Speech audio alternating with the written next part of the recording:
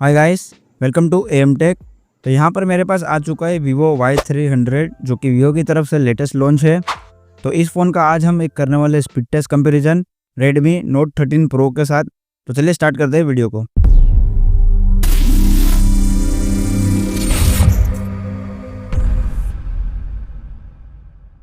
Speed test start करने से पहले दोनों ही फ़ोन के यहाँ पर स्पेसिफिकेशन हम देख लेते हैं।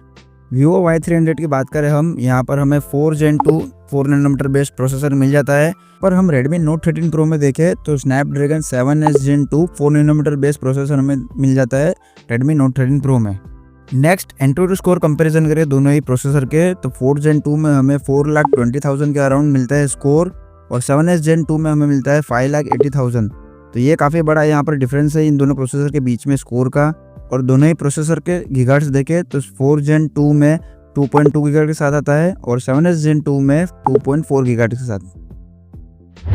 चलो ये सब तो ठीक है, अब हम स्टार्ट करते हैं हमारा actually speed test. Speed test में मैं आपको बता दूं, ये जो सामने 24 ऐप्स है उनको हम 1 बाय 1 ओपन करेंगे और ये देखेंगे कि कौन सा फ़ोन सबसे फास्ट ओपन करता है इन ऐप्स को।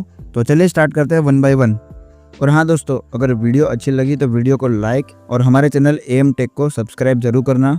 और कोई भी सजेशन हो तो प्लीज़ हमें कमेंट बॉक्स में ज़रूर बताना ताकि हम और इम्प्रूव कर पाए हमारे वीडियो को।